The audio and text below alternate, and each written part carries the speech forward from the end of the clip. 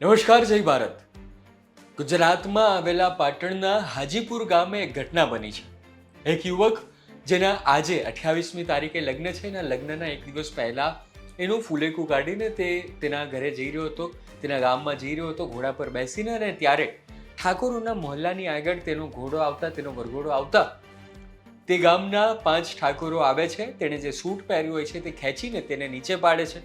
તેની સાથે તેના પરિવારને માર મારે છે અને જાતિ સૂચક શબ્દો બોલે છે. ગુજરાતીઓ, તમે નવાઈ ન પામતા, કારણ કે આવા સમાચાર તમે આગળ પણ ઘણીવાર જોઈ ચૂક્યા છો. બદલાવની શક્યતા કેટલી છે તે ખબર નથી, પરંતુ જ્યારે આવા જે જાતિને લગતા સમાચાર આવે છે ત્યારે ગાંધીજીએ એવું કહેલું કે ભાઈ, ભારતનો આત્મા જે છે તે ગામડાઓમાં વસે છે. તો ત્યારે એવો સવાલ થાય કે ગામડાઓમાં શું આવી જાતિવાદી માનસિકતા આજે જ્યારે 21મી સદીને આપણે જ્ઞાનની સદી, વિજ્ઞાનની સદી કહીએ છીએ, ત્યારે પણ હજી આ જાતિવાદી માનસિકતા આપણો પીછો કેમ નથી છોડતી? અને અમે જ્યારે આ વરરાજાના ભાઈ સાથે વાત કરી ત્યારે એણે એવું કહ્યું કે અમારા ગામમાં જ્યારે પણ નીચી જાતિના, એમનો એવો શબ્દ હતો કે નીચી જાતિના ઠાકોરોથી નીચી જાતિના લોકોના વરઘોડા નીકળતા હોય છે ત્યારે આવી ઘટના બનતી હોય છે, અને તેમણે ખૂબ સામાન્ય રીતે આવું કહ્યું છે.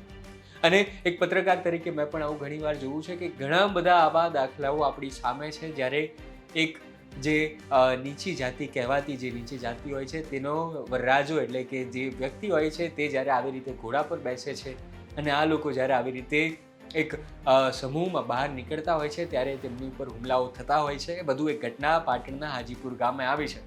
પોલીસે આમાં ત્વરિત એક્શન પણ લીધા છે અને 5 લોકોની જે છે તેમની સામે નામજોગ ફરિયાદ પણ કરી છે અને 2 લોકોની ગઈકાલે રાત્રે ધરપકડ પણ થઈ છે. હવે આખો કિસ્સો શું છે તે આપણે વરરાજા પાસેથી જ સાંભળીએ. નમસ્કાર, મારું નામ પટણી કૌશિક પૂનમભાઈ છે. મારા લગ્ન પ્રસંગે હાજીપુર ગામમાં મારો વરઘોડો નીકળ્યો હતો.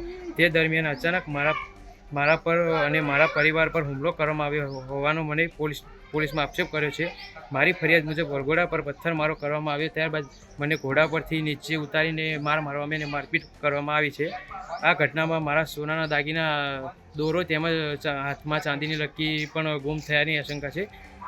મેં પોલીસમાં ઉલ્લેખ કર્યો છે. આ મામલે મેં ઠાકોર રામાજી ચેનાજી ઠાકોર, સંજયજી દીપાજી ઠાકોર, કૌશિકજી પકાજી ઠાકોર, મેહુલજી ચીકાજી ઠાકોર અને તેમજ રાહુલ માનસિંહજી સામે ફરિયાદ નોંધાવી છે બારિશના પોલીસ સ્ટેશનમાં. હવે મને પોલીસ અને પ્રશાસન સાથે નિષ્પક્ષ તપાસ અને કડક કાર્યવાહી કરવાની આશા છે.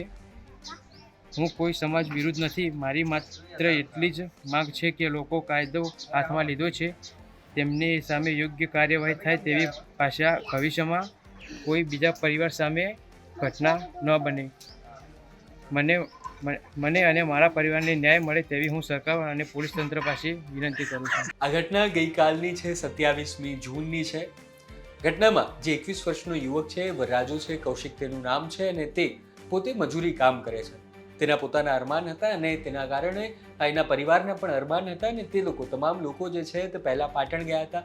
ફુલેકાની જે પ્રથા હોય છે તે રીતિ રિવાજ મુજબ તેઓ પહેલાં પાટણ જઈને આવ્યા અને ત્યારબાદ બસ સ્ટેન્ડ પર આવ્યા. આજે તેમનું ગામ હતું હાજીપુર, તેના બસ સ્ટેન્ડ પર આવે છે અને ત્યારબાદ તેઓ જ્યારે વરઘોડા પર બેસીને ગરબા ગાઈ રહ્યા હોય છે અને ત્યાં વાઘેશ્વરી માતાનું મંદિર છે, ત્યાં ચોક છે, અને ત્યાં તેઓ આવીને ગરબા ગાઈ રહ્યા હતા અને ત્યાં આવી રીતે આખી ઘટના બને છે.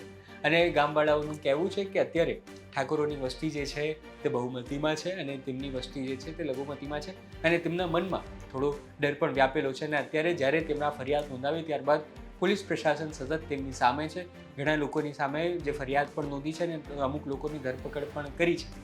પરંતુ સવાલ એ જ છે કે આ જાતિ આપણા દિમાગમાંથી, આપણા મગજમાંથી જતી કેમ નથી? ક્યારે જશે તેની પર સવાલ છે. પરંતુ જ્યારે આવા સમાચાર આવે છે ત્યારે એક પત્રકાર તરીકે અમને પણ વિચારવા મજબૂર કરી દે છે કે આ રીતે ગુજરાત કઈ રીતે આગળ આવી શકશે. જ્યારે આપણે ભાઈચારાની વાતો કરતા હોઈએ છીએ, એકતાની વાતો કરતા હોઈએ છીએ, વિજ્ઞાનની વાતો કરતા હોઈએ છીએ, દેશની વાતો કરતા હોઈએ છીએ, ચાઇનાને હરાવવાની અને દુનિયામાં વિશ્વગુરુ બનવાની વાતો કરતા હોઈએ છીએ, અને ત્યાં એક વ્યક્તિ પોતાના વરઘોડામાં ઘોડા પર બેસે તે પણ આપણાથી જોવાતું નથી. તે કેટલું યોગ્ય છે? આજે તે યુવકના લગ્ન થઈ રહ્યા છે, 28મી તારીખ છે. આ મામલે તમારું શું વિચારવું છે, શું કહેવું છે, તમે અમને કોમેન્ટમાં જરૂર કહેશો. ધન્યવાદ.